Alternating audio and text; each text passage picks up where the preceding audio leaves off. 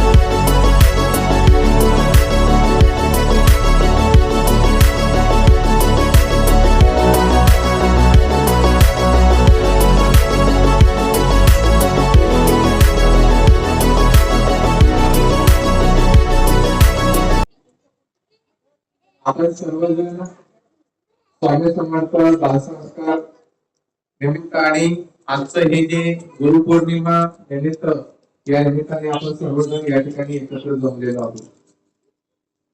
आज खरंच खूप मी स्वतःला एक अतिशय धन्यवाद समजतो, कारण काम लागलं पाहिजे आणि ते काम मिळत असताना त्यात अनेक जणांना कोणी डॉक्टर होतं, कोणी इंजिनियर होतं, कोणी इतर पोलीस क्षेत्रामध्ये जातं किंवा कोणी महसूल क्षेत्रामध्ये जातं.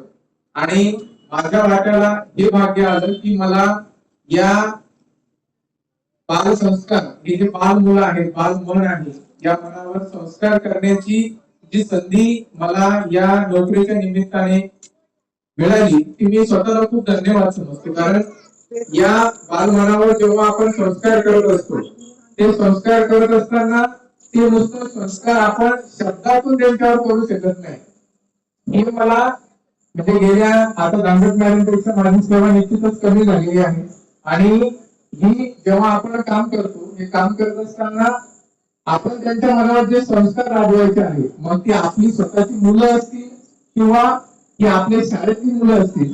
आता ही मुलं दिवसभर आमच्याकडे असतात, त्या निमित्ताने ही आमचीच मुलं म्हणून आम्हाला सांभाळावी लागतात.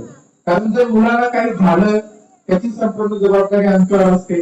आणि विद्यार्थी त्यांच्या घरामध्ये जे जे काही गोष्टी शिकतात ते शिकत असताना आमच्या शालेय जीवनामध्ये जेव्हा काही शिस्तीचे धडे असतील किंवा ज्ञानाचे धडे असतील तर हे देत असताना विद्यार्थ्यांना ते प्रत्यक्ष गोष्ट शाब्दिक स्वरूपात घेऊन चालत नाही. तर त्या निमित्ताने आपली कृती सुद्धा तशी असली पाहिजे. आता थोडं अनुचित प्रकार काही असे लोक असतात की त्यांच्याकडून विद्यार्थ्यांच्या समोर काही अशा विचित्र घटना केल्या जातात की त्या विद्यार्थ्यांच्या त्या बालमनावर त्या बिंबवल्या जातात आणि तशा ते प्रत्यक्ष कृतीतून विद्यार्थ्यांनंतर करत असतात. म्हणून त्या कृतीला आपण सर्वांनी मोठ्या व्यक्तींनी, आता इथं आज गुरुपौर्णिमा आहे म्हणजे फक्त गुरुजींचं या ठिकाणी पूजन या ठिकाणी झालं, परंतु या आपल्या विश्वामध्ये आपण असे अनेक प्रसंग असतात की त्या अनेक प्रसंगाचा अनुभव या तुमच्या आमच्यासारखे जे ज्येष्ठ व्यक्ती असतील त्या ज्येष्ठ व्यक्तींकडून सुद्धा आम्ही काय करतो की ते आम्हाला अनुभव मिळतात आणि अनुभव ही सर्वात मोठा माणसाचा गुरु आहे. आता हे वाघुंगे दाम्पत्यांच्या वतीने ही जे काही या ठिकाणी मातोश्री आश्रम चालवला जातो निश्चितच अभिमानास्पद बाब आहे. परंतु ते जे काम करतात या ठिकाणी त्या कामाचं स्वरूप पाहता आता जे ज्या विद्यार्थ्यांनी त्यांच्या आई वडिलांसाठी करायला पाहिजे होतं ते त्यांनी केलं नाही. त्या ठिकाणी जे मातोश्री आश्रमामध्ये वृद्ध व्यक्ती राहतात ते त्यांच्या मुलांनी ते करायला पाहिजे होतं ते त्या ठिकाणी झालं नाही. निश्चितच ही त्या गुरुजींची कमतरता म्हणावं लागेल की त्या गुरुजी त्यांच्यावर तसे संस्कार त्या विद्यार्थ्यांवर झाले. खूप खूप हार्दिक हार्दिक शुभेच्छा. आता सरांनी बराच वेळा उल्लेख केला की दांडेकर मॅडम एवढं केलं तेवढं केलं, तसं काही नाही. उलट वाघुंगे आणि वाघुंगे सर यांनी स्वतःची आयुष्याची कमाई जर या सर्वांना लावलेली आहे तर आम्ही अगदी किरकोळ आहोत यांच्या पुढे. म्हणजे आम्हाला शक्य होईल तेवढं आम्ही करण्याचा प्रयत्न करतो आणि ते करतच राहू. शिवाय बऱ्याच वेळा असं की सरांना असं वाटतं की मी स्वतः बरेचसे पैसे खाते, तर तसं नाही. मी इतरांकडनं की मिळवण्याचा प्रयत्न करते आणि त्यातून या मुलांना मदत करते आणि माझ्या परीने मी जेवढं होईल तेवढं करण्याचा प्रयत्न करणार आहे. कारण माझ्या समोर वाघुंगे त्यांचा आदर्श आहे. खरं वास्तविक आज त्यांचं पूजन व्हायला पाहिजे होतं. आमचं होण्यापेक्षा त्यांचं कार्य फार महान आहे. आम्ही त्यांचे करतायत पूजन, आम्ही देखील त्यांचं पूजन करणार आहोत. आणि आज आश्रमाने आमचं पूजन केलं, राणे सरांचं आणि माझं पूजन केलं, त्याबद्दल मी आश्रमाचे खरंच खूप खूप ऋणी आहे. आणि ह्या सर्व छोट्या चिमुकल्यांनी सुंदर पूजन केलं त्याबद्दल त्यांचे देखील म्हणजे मी आभार मानते.